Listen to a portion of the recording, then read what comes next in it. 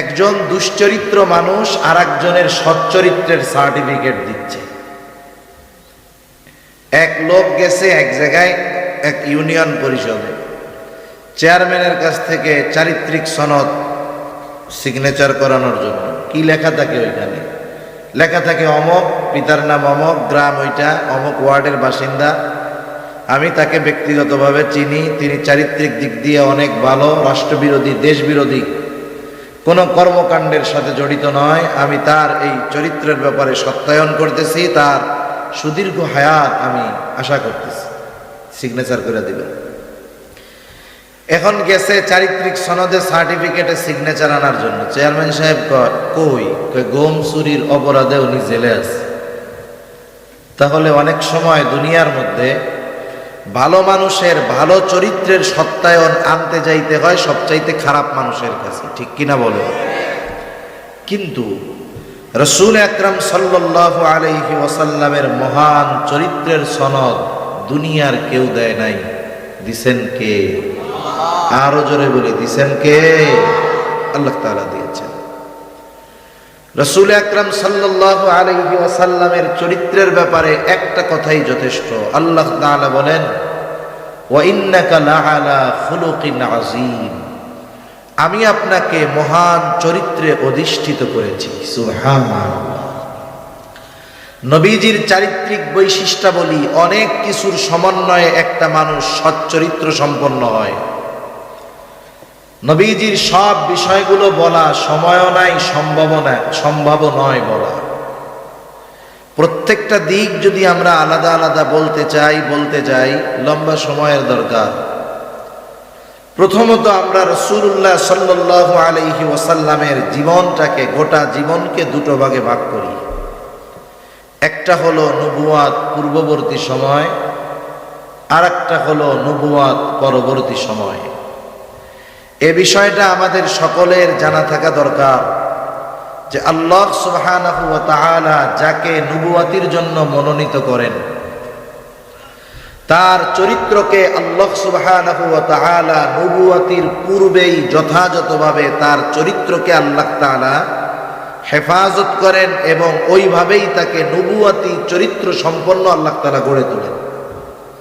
এজন্য আমার আপনার নবীজির ভিতরে যেই সৎ চরিত্রগুলোর সন্নিবেশন পাওয়া যায়, যেই আখলাকের দেখা পাওয়া যায়, এই আখলাক, এই গুণাবলী শুধু যে নবুয়াতির পরেই নবীজি অর্জন করেছেন তা নয়, বরং আমার আপনার নবীজির চরিত্র নবুয়াতির পূর্বেও সর্বোত্তম চরিত্র ছিল, ঠিক কিনা বলুন? রাসূল আকরাম সাল্লাল্লাহু আলাইহি ওয়াসাল্লামের শৈশব কৈশোর, আমাদের সমাজে তো একটা ছেলে একটা মেয়ে যখন কৈশোরে পদার্পণ করে, ওই সময় থেকেই সে বিভিন্ন গুনাহ, পাপ, অশ্লীলতার দিকে আস্তে আস্তে ধাবিত হয়। নবীজি সাল্লাল্লাহু আলাইহি ওয়াসাল্লাম নবুয়াতির পরে যে বিষয়গুলো শরীয়ত হারাম করেছে, নবুয়াতির আগে ওই ধরনের কোনো বিষয় নবীর দ্বারা সংগঠিত হয় নাই। যেমন মদ হারাম হয়েছে নবীজির নবুয়াতির আগে না পরে? আরে কথা বোঝেন নাই? পরে। কোথায়, কোন সময়? পরে। কিন্তু নবুয়াতির আগে নবীজি কোনোদিন মদ স্পর্শ করেন নাই। গান বাদ্য বাজনা হারাম হয়েছে নবুয়াতির পরে, কিন্তু নবুয়াতির আগে রাসূলুল্লাহ সাল্লাল্লাহু আলাইহি ওয়াসাল্লাম কোনোদিন গান বাদ্য এইসবের সাথে নবীজি ছিলেন না। তার মানে শরীয়তে যতগুলো বিষয় নবীজির দ্বারা আল্লাহ তাআলা হারাম করেছেন, কোরআনুল কারীমে আল্লাহ তাআলা যে বিষয়গুলো নিষেধ করেছেন, নবীজির দ্বারা নবুয়াতির পূর্বে ওই ধরনের কোনো কাজ আল্লাহ তাআলা সংগঠিত হতে দেন নাই।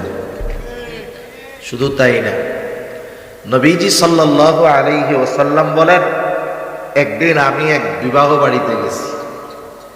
স্বাভাবিক বিবাহ বাড়িতে তৎকালীন সময়ে নবীজি তখন কিশোর। বিবাহ বাড়িতে গিয়েছি, ওই বিবাহ বাড়িতে মানুষজন সারা রাত গান বাদ্য এসব বাজাবে। নবীজি সাল্লাল্লাহু আলাইহি ওয়াসাল্লাম বলেন, যখন তারা এই বাদ্যযন্ত্র বাজানোর প্রস্তুতি নিচ্ছে, এই মুহূর্তে আমাকে গভীর ঘুম আচ্ছন্ন করে ফেলল। আমি গিয়ে ওই বাড়ির এক কোনায় যেখানে কারো যাতায়াত নাই আমি গেলাম, আমার ঘুম আসছে, ঘুমায় গেলাম। সারা রাত তাদের গান বাদ্য সব কিছু চলছে। সকালবেলায় আমার ঘুম ভাঙলো তখন সূর্যের আলো যখন আমার মুখের উপরে পড়ছে, আমার ঘুম ভাঙছে। আমি ওইটা দেখি গোটা রাত কেটে গেছে, আমি এক জায়গায় ঘুমায় থাকছি। নবীজি সাল্লাল্লাহু আলাইহি ওয়াসাল্লাম হয়তো বিবাহ অনুষ্ঠানের কারণে ওই বাড়িতে ওনার থাকা লাগতো, যদিও হয়তো তিনি সেটাকে পছন্দ করতেন না ওই সময়, কিন্তু যখন নবুয়াতির পরে বলতেন যে গান বাদ্য এইসব ভালো না, মন্দ, হারাম, তখন হয়তো বলতো তুমিও তো এক সময় শুনছো। কথা বোঝেন নাই? একটা মানুষ স্বাভাবিক, সে যদি তাওবা করে, তাওবা করার দ্বারা আল্লাহ তাআলা তার সব গুনাহ মাফ করে দেয়। নবীজি সাল্লাল্লাহু আলাইহি ওয়াসাল্লাম বলেন, আত্তাইবু মিনাদ যামবি কামান লা যামবা লা, যে যথাযথভাবে তাওবা করে সে কেমন জানি কোনো পাপ করে নাই, কোনো গুনাহ করে নাই। যথাযথভাবে তাওবা করার দ্বারা তার অতীতের সব গুনাহ মাফ করে দেন কে? ওই রকম একটা লোক যে খাঁটিভাবে তাওবা করছে, এই লোকটা যদি তাওবা করার আগে যেই কাজগুলো করত, মনে করেন গান বাদ্য নাচ গানের সাথে সে থাকতো, এখন তাওবা করছে আর এগুলোর মধ্যে সে নাই। অনেক সময় দেখবেন সে তো এখন ভালো, গান বাদ্য হবে, বলতেছে ভাই গান ভালো কাজ না, এসব হারাম কাজ, আল্লাহ বেজার হয়। সে তো তার দিল থেকে আবেগ নিয়ে বলবে, আর ওই জায়গার অনেক মানুষ বলবে দেখ বুজুর্গ সাজতেছে। এই তো কয়দিন আগেও ও নিজে গানের আয়োজন করতো, আর এখন বুজুর্গ হয়ে গেছে। তার মানে দেখেন, যদিও তার গুনাহ সব আল্লাহ মাফ করে দিবে খাঁটি তাওবার দ্বারা, কিন্তু ওই তাওবার আগে যখন খারাপ ছিল তখন ওই কাজগুলো করছে।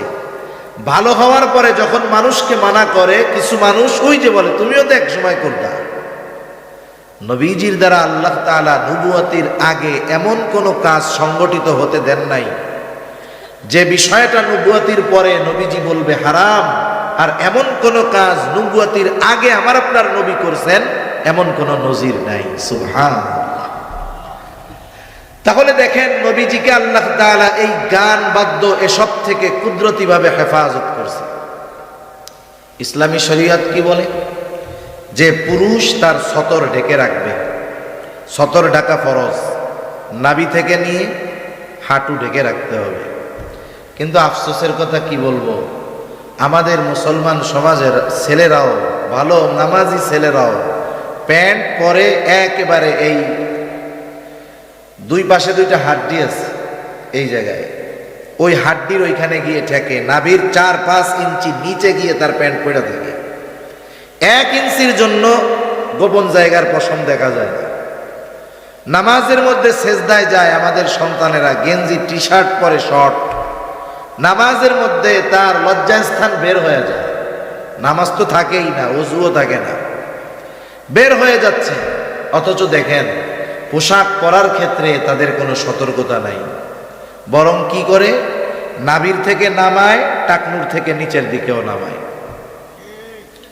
এই ধরনের পোশাক শরীয়ত সমর্থিত নয়। তা যাই হোক, ইসলামের নিয়ম হলো ফরজ ঢাকা কতটুকু, সতর ঢাকা এটা ফরজ। জাহেলিয়াতের সময়, ওই সময়ে কিন্তু হজ ছিল, হজ, ওই সময় মানুষ হজ করত, ওরাও আল্লাহর ঘর তাওয়াফ করত। কেমনে করতো জানেন? তাওয়াফ করার সময় ওরা চিন্তা করতো যেই পোশাক গায়ে দিয়ে অনেক অপরাধ করি, মিথ্যা কথা বলি, এই সেই করি, এ পোশাক গায়ে দিয়ে তাওয়াফ করা যাবে না। সব পোশাক খুইলা জন্মদিনের পোশাক পইরা এরা সবাই তাওয়াফ করত। জন্মদিনের পোশাক চিনেন? হ্যাঁ, কি হয়ে বিবস্ত্র হয়ে, উলঙ্গ হয়ে তারা ওইভাবে তাওয়াফ করত। এখন একবার কাবাঘর সংস্কারের প্রয়োজন, এটা তো খুব গুরুত্বপূর্ণ ফজিলতের কাজ। সবাই পুরুষেরা কাবাঘর সংস্কারের কাজ করতেছে, এই বরকতময় কাজ করতেছে সব পোশাক খুইলা। আমার আপনার নবীজি মুহাম্মদুর রাসূলুল্লাহ সাল্লাল্লাহু আলাইহি ওয়াসাল্লামও ওই কাজে অংশ নিতে গেছে। এবার আব্বাস রাদিয়াল্লাহু তাআলা ওই সময় তো আর না চাচা। হযরত আব্বাস তখন বলতেছে, ভাতিজা মুহাম্মদ, তুমি এই ফজিলতের কাজ করবা? তোমার গায়ে পোশাক এখনো, তুমি তোমার গায়ের পোশাক খুলে ফেলো, এরপরে এই কাজ করো। নবীজি বলতেছেন, যখন বলছে লুঙ্গি খুলে ফেলো, লুঙ্গি খুলে ফেলো, এই কথাটা আমার কানে যখন ঢুকছে আমি এতটা পেরেশান হয়ে গেছি, আমি সাথে সাথে অজ্ঞান হয়ে গেছি, আমার আর হুঁশ নাই। তাহলে দেখেন, নবীজি জানায়া দিলেন ইসলামী শরীয়ত যে সর্বহালতে মানুষের সামনে তো অবশ্যই সতর ঢেকে রাখতে হবে। নবীজির দ্বারা আল্লাহ তাআলা কোনোদিন এমন কাজ করার নাই যাতে তার সতর খোলা রাখতে হয়। সুবহানাল্লাহ। এইভাবে আল্লাহ তাআলা আমার আপনার নবীকে প্রত্যেকটা বিষয় থেকে নবুয়তের আগে হেফাজত করেছেন। আমার আপনার নবীজির উপাধি দিয়েছে কাফেররা, সত্যবাদী, আমানতদার। এ উপাধি যে নবীজি নবুয়তির পরে পাইছেন, বা এই গুণটা নবীজি যে নবুয়তির পরে অর্জন করেছেন তা নয়, বরং আমার আপনার নবীজিকে সত্যবাদী, আমানতদার উপাধি দিয়েছে কাফেররা। সুবহানাল্লাহ। কোরআনুল কারীমে আমার আপনার নবীজির চারিত্রিক সত্যায়ন করার আগে মক্কার কাফেররা আমার আপনার নবীজির চারিত্রিক সত্যায়ন করেছে। সুবহানাল্লাহ বলেন। কারণ শত্রুর মুখ দিয়ে প্রশংসা বের হওয়া এটা বড় কঠিন জিনিস। মানুষের সাথে মানুষের শত্রুতা তো এমন হয় যে শত্রু যদি দুনিয়ার সর্বশ্রেষ্ঠ বুজুর্গ হয়, ওর চোখে ওইটা হলো শয়তান, ঠিক কিনা বলেন? কিন্তু কাফেররা আমার আপনার নবীজির চারিত্রিক বৈশিষ্ট্যের ব্যাপারে কোনোদিন সমালোচনা করতে পারে নাই। নবীজির কাছে আমার আপনার নবীজির কাছে কাফেররা নবুয়তির পূর্ব থেকেই আমানত রাখত। নবীজি ছিলেন আমানতদার, আল আমিন, বিশ্বস্ত, সত্যবাদী। রাসূল সাল্লাল্লাহু আলাইহি ওয়াসাল্লাম যখন নবুয়তির পর 3 বছর গোপনে দাওয়াত দিয়েছেন। কয় বছর? 3 বছর। আল্লাহ তাআলা এবার জানায়া দিলেন, এবার আর গোপনে হবে না, এবার নিকটস্থ আত্মীয় স্বজন তোমার যারা আছে এদেরকে প্রকাশ্যে তুমি দ্বীনের দাওয়াত দিবা। তৎকালীন সময়ের আরবের নিয়ম ছিল, একটা পাহাড় ছিল আবু কুবাইস পাহাড়। ওই সময় যদি আরবের মধ্যে কোনো মানুষ বিপদে পড়ত, আবু কুবাইস পাহাড়ের উপরে উঠে মানুষদের কাছে সাহায্য চাইত।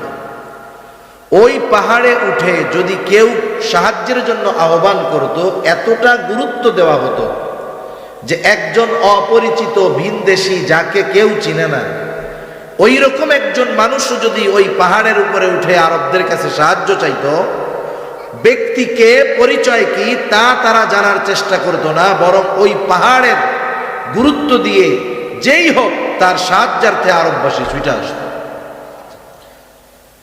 এখন নবীজি সাল্লাল্লাহু আলাইহি ওয়াসাল্লাম চিন্তা করলেন, যেহেতু এই কাজটা সবচাইতে গুরুত্বপূর্ণ একটি বিষয়, এবার ওই পাহাড়ে নবীজি উঠলেন।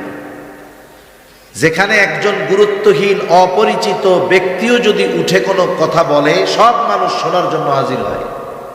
আর আজকে ওই পাহাড়ের উপরে উঠছে আল আমিন, সকলের পরিচিত, আস্থাভাজন, স্নেহের পাত্র, ভালোবাসার পাত্র আল আমিন উঠছে।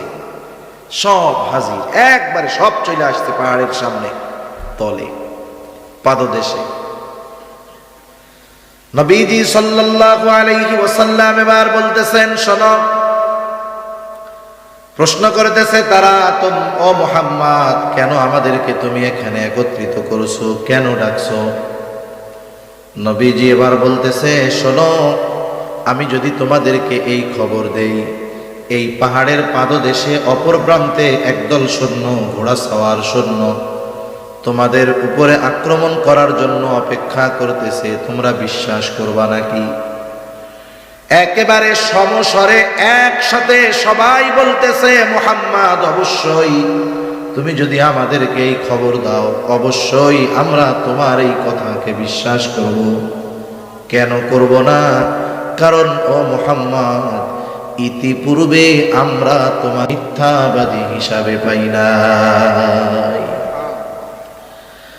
আজকে থেকে নিয়ে ইতিপূর্বে পেছনের জিন্দেগিতে তোমাকে কখনো আমরা মিথ্যাবাদী হিসাবে পাই নাই। কাফেররা নবীজির সত্যবাদিতার সত্যায়ন এইভাবে করেছে যে গোটা হায়াতে আমরা তোমাকে একবারও মিথ্যা কথা বলেছো এমনটা পাই নাই।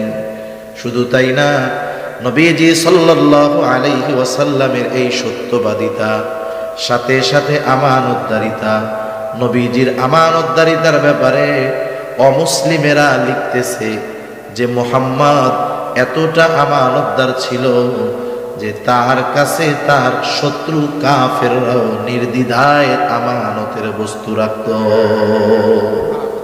এই গুণ যে নবীজির নবুয়তির আগে ছিল তা না, বরং নবুয়তির পূর্বেই নবীজি পরিপূর্ণ আমানতদার ছিলেন।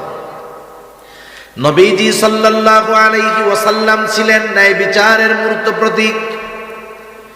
যখন ওই যে কাবাঘর সংস্কারের কাজ শুরু হলো, হজরে আসওয়াদ পাথরটাকে দূরে সরায় রাখা হলো যেন পাথরটার কোনো প্রকার ক্ষয়ক্ষতি না হয়।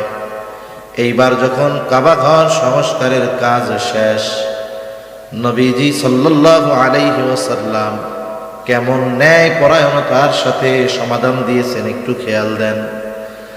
কাফেররা এটা সরায় রাখছে, কাজ শেষ, এখন হজরে আসওয়াদ যথাযথ স্থানে লাগায় দেওয়া হবে। কিন্তু এই বরকতময় ফজিলতময় কাজটা কে করবে, কারা করবে, এই নিয়ে মানুষের মধ্যে দ্বন্দ্ব শুরু হয়ে যাওয়ার উপক্রম। কারণ আরবরা হলো এমন এক জাতি, ছোট্ট একটা ডিম নিয়ে তারা যুগের পর যুগ যুদ্ধ করেছে। নিজে মারা যাওয়ার সময় সন্তানদের ওসিয়ত করে গেছে যে আমি তো মইরা যাইতেছি, এই যুদ্ধ যেন বাদ না হয়, যুদ্ধ যেন বাদ না হয়, তোমরাও করে যাবা, তোমাদের পরবর্তীদেরকেও তোমরা ওসিয়ত করবা, এমন জাতি। আর এই বরকতময় বিষয় হজরে আসওয়াদকে কোথায় লাগানো হবে, এটা নিয়ে যদি যুদ্ধ লাগে কি অবস্থা হবে। ওইখানে কয়েকজন প্রবীণ ব্যক্তি ছিলেন, তারা বললেন শোনো, তোমরা এটা নিয়ে বাড়াবাড়ি করো না, আমরা কয়েকজন প্রবীণ ব্যক্তি মিলে একটি ফয়সালা দেওয়ার চেষ্টা করি। এইবার প্রত্যেক গোত্র থেকে এক একজন মুরব্বী ওনারা আলোচনার টেবিলে আলোচনায় বসলেন। আলোচনার পরে ওনারা সিদ্ধান্তে উপনীত হলেন, এই মহা মুসিবত থেকে বাঁচার জন্য যেই সিদ্ধান্ত, আমরা আমাদের এই সিদ্ধান্তের বিষয়গুলো গোপন রাখবো, কাউকে বলবো না। সিদ্ধান্ত হলো আমরা এই কয়েকজন খেয়াল রাখবো যে আগামীকাল সকালবেলায় সর্বপ্রথম কে বাইতুল্লাহ প্রবেশ করে, যে আগে আসবে তার কাছে আমরা আমাদের সমস্যা তুলে ধরব, সাথে সাথে সে যা সমাধান দিবে সেটা আমরা মেনে নিব। ওই কয়েকজন একমত। এবার ওই কয়েকজন মিলে লুকায় অপেক্ষা করতেছে কে আসে, কার দ্বারা আমাদের এই সিদ্ধান্ত, একটা সিদ্ধান্তে পৌঁছানো যাবে, এই আসন্ন যেই যুদ্ধ সেটা থেমে যাবে। সবাই চাতক পাখির ন্যায় তাকায় আছে। হঠাৎ করে তারা দেখে দূর থেকে একজন মানুষ আস্তে আস্তে কাবার দিকে, বাইতুল্লাহর দিকে আসতেছে। যখন আরো কাছে আসলো, এইবার তার চেহারাটা তাদের সামনে স্পষ্ট হয়ে গেল। সকলে একসাথে আনন্দে বলে উঠতেছে, হায় রে, এ দেখি আমাদের আল আমিন। সুবহানাল্লাহ। নবীজির আগমন, তখন তো নবুয়ত পান নাই, তারা এতটা আনন্দিত, সকলে গিয়ে বলতেছে, আল আমিন, আজকে তুমি আমাদের এই সমস্যার সমাধান করে দাও। নবীজি সব কথা শুনলেন, এরপরে বললেন, আপনারা বড় একটা রুমাল নেন, রুমাল।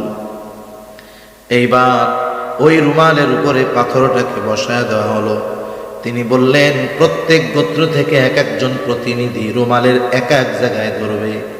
এইবার সবাই মিলে ধরে সুন্দর মতো একবারে কাবার কাছে নিয়ে যাওয়া হলো। এইবার নবীজি নিজে হাতে পাথরটা উঠে জায়গা মতো লাগায়া দিলেন। সকলে খুশি হয়ে গেল, সকলেই বরকতের ভাগীদার হলো। আসন্ন বড় একটা বিপদ থেকে আরববাসী বেঁচে গেল। এই যে নবীজির তীক্ষ্ণ বুদ্ধি, নবীজির যে ন্যায় পরায়ণতা, নবীজির যেই ইনসাফ, নবীজির যেই সত্যবাদিতা, নবীজির যেই আমানতদারিতা, এটা নবুয়তির পরে হইছে তা নয়, বরং এটা নবুয়তির আগেই ছিল। ঠিক কিনা বলেন? সাধারণভাবে আমরা যারা যুবক আছি, এখন যারা যুবক আছে, যারা বৃদ্ধ হয়ে গেছেন ভালো মানুষ, আমাদের যৌবনকালে কিছু না কিছু গোনা পাপ থেকে থাকে। কিন্তু রাসূল আকরাম সাল্লাল্লাহু আলাইহি ওয়াসাল্লামের যৌবনকালকে আল্লাহ সুবহানাহু ওয়া তাআলা এমন ভাবে হেফাজত করেছেন যে গোটা যৌবনটা আল্লাহর রাসূল সাল্লাল্লাহু আলাইহি ওয়াসাল্লামের একেবারে স্বচ্ছ, কোন প্রকার পাপ সংশয় মুক্ত এক যৌবনকাল নবীজির ছিল। সুবহানাল্লাহ।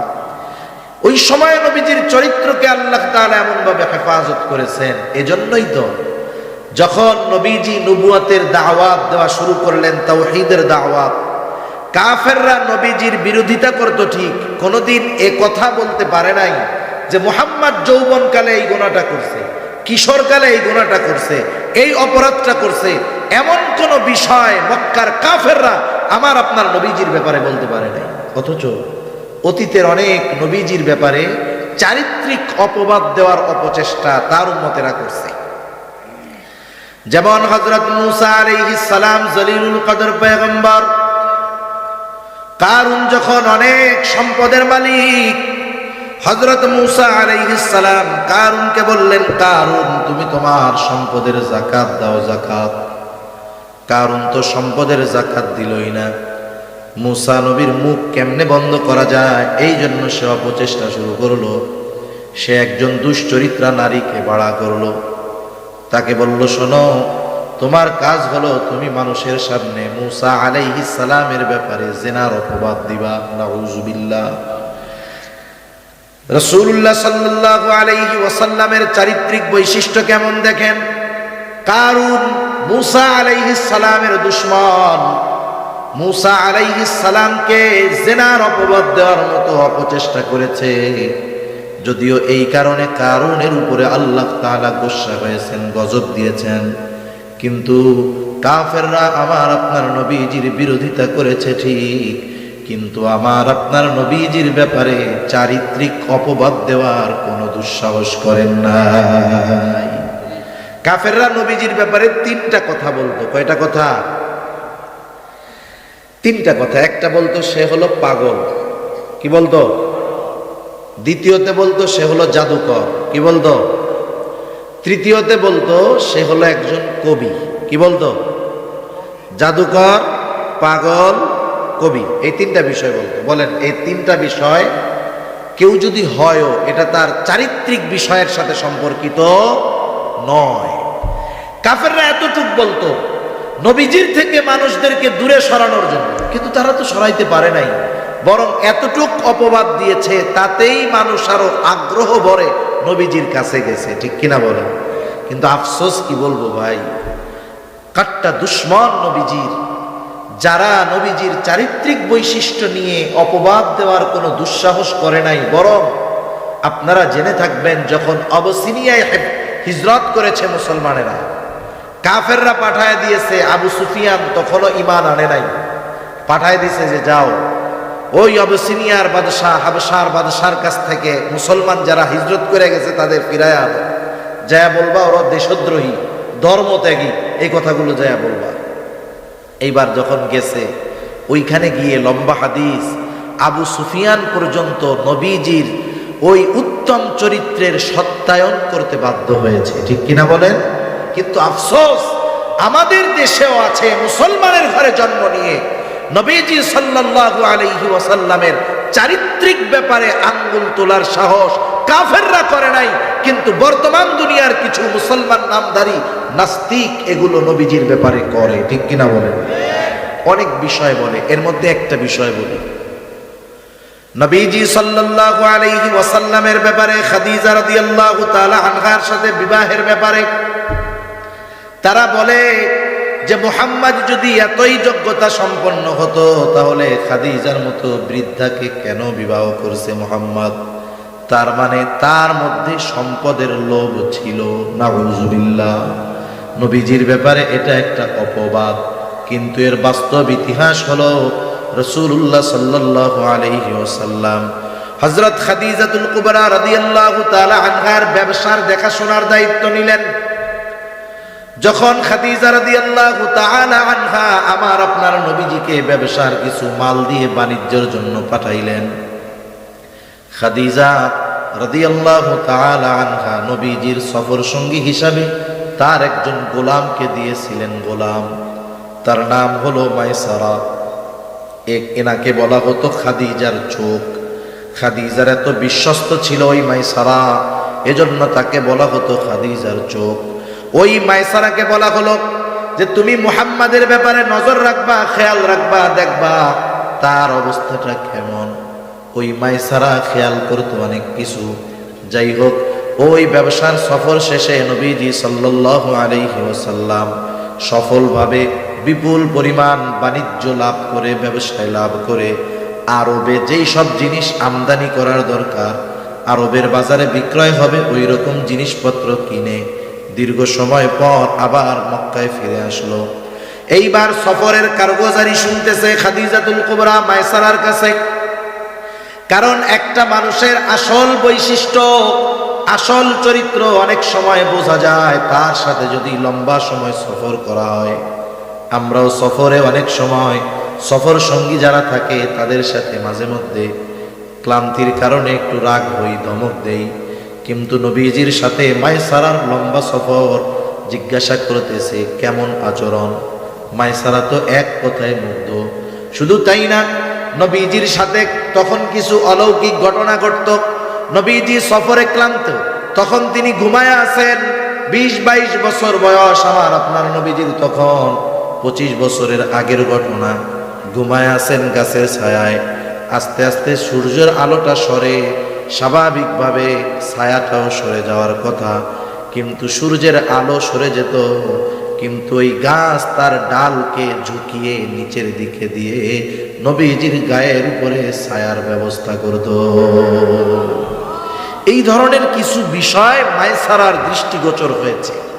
খাদিজার কাছে যখন বলছে যে তার সাথে এরকম ঘটনা ঘটত, তখন খাদিজা রাদিয়াল্লাহু তাআলা আনহা রাসূল সাল্লাল্লাহু আলাইহি ওয়াসাল্লামের গ্রহণযোগ্যতা, বিশ্বস্ততার প্রতি আরো বেশি দুর্বল হয়ে গেল।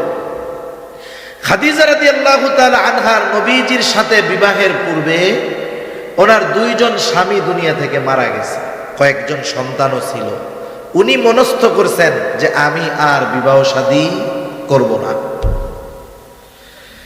উনি ছিলেন তাহেরা, পুত পবিত্রা। মনে রাখবেন, আমাদের দেশে অনেক মানুষ বুঝে না। অনেক মানুষ মনে করে একটা মেয়ের বিবাহ হয়েছে, বিবাহের পরে তার স্বামী মারা গেল, অথবা যে কোনো কারণে তাদের বিবাহ বিচ্ছেদ হতে পারে। বিবাহ বিচ্ছেদ মেয়ের কারণে হয় তা না, ছেলের কারণে হয় না। মনে করেন আপনাদের এলাকার কেউ, মেয়েটা দিনদার, ভালো মেয়ে, পর্দাশীলা মেয়ে, দিনের উপরে চলে, এখন এক এলাকার এক ছেলের সাথে বিবাহ দিলেন। একজনের চরিত্র এ তো আর একদিনে জানা যায় না। যখন খোঁজ খবর নিছেন, জানছেন ছেলেটা খুব ভালো, নামাজি, কিন্তু ওই মেয়েটা যখন ওই ঘরে গেল, গিয়ে দেখে স্বামী নামাজ কালাম তো বহুত দূরের কথা, পর্দা নাই, পরনারী আসক্ত, হারাম উপার্জন করে। বলেন তো, একটা দিনদার মেয়ের ওই ঘরটায় যত ব্যবস্থাপনা থাকুক না কেন, এয়ার কন্ডিশন থাকুক না কেন, 10 তলা বিল্ডিং হোক না কেন, একজন দিনদার মেয়ের ক্ষেত্রে ওই ঘরটা ছোট্ট একটা জাহান্নাম মনে হবে, ঠিক কিনা বলেন? এইরকম কারণেও অনেক সময় বিবাহ বিচ্ছেদ হয়। তাহলে এখানে দোষটা তো আর মেয়ের না, দোষ কি মেয়ের? কিন্তু আমরা অনেক সময় বিবাহ বিচ্ছেদ হলেই মেয়েদেরকে দোষারোপ করি, এটা কখনো ঠিক কাজ নয়। খাদিজাতুল কুবরা রাদিয়াল্লাহু তাআলা আনহার 2টা স্বামী মারা গেছে। তিনি ছিলেন তাহেরা, পুত পবিত্রা। তিনি কোনোদিন কোনো অন্যায়ের সাথে জড়ান নাই। স্বামীর সাথে সম্পর্ক হবে, এটা স্বাভাবিক, কিন্তু আনুষাঙ্গিক অন্যান্য দিক দিয়ে ওনার চরিত্রের মধ্যে কোনো কালিমা নাই। এই জন্য ওই জাহেলিয়াতের সময়ও, যেই সময়ের পরিস্থিতি কেমন আপনারা কম বেশি জানেন, ওই জাহেলিয়াতের সময়ও খাদিজাতুল কুবরা উপাধি ছিল তাহেরা। 2 জন স্বামী মারা গেছে, এখন উনি বিবাহ বন্ধনে আবদ্ধ হওয়ার জন্য আর আগ্রহী না। কিন্তু অনেক সময় হয় যে মানুষ যাকে ভালো লাগে তার কথা বারবার বলতে থাকে। সফর যখন ফিরে আসছে নবীজি সফর থেকে, ওই সব ঘটনা মায়সারার মুখে শুনে নবীজির ব্যাপারে ওনার একটা দুর্বলতা তৈরি হয়েছে। খাদিজা তার বান্ধবীর কাছে বারবার মুহাম্মাদের কথা বলে, বিবাহ শাদীর বয়স হয়ে গেছে, বিবাহ শাদী করবা না? তখন নবীজি বলতেছেন যে দেখো আমার তো সম্পদ টম্পদ কিচ্ছু নাই, আমি বিবাহ করবো কেমনে? তখন বলতেছে যদি কেউ তোমাকে বিবাহ করতে আগ্রহী হয় আর অর্থনৈতিক ব্যাপারে তোমার যদি কোনো টেনশন না থাকে, বিবাহ করতে রাজি আছো? স্বাভাবিক, অসুবিধা নাই, তবে এটা আমার চাচার কাছে বলতে হবে, কারণ নবীজির অভিভাবক তখন আবু তালেব। এইবার ওই মেয়েটা গিয়ে আবু তালেবের কাছে বলল। এই বিবাহ নিয়ে লম্বা ঘটনা আছে। সর্বশেষ নবীজির সাথে খাদিজাতুল কুবরা রাদিয়াল্লাহু তাআলা আনহার বিবাহ হয়ে গেল পারিবারিক সম্মতিতে, পারিবারিকভাবে। শুধু তাই না, ওই বিবাহের খুতবাও দিয়েছিল আবু তালেব। এবার বিবাহ হয়ে গেল।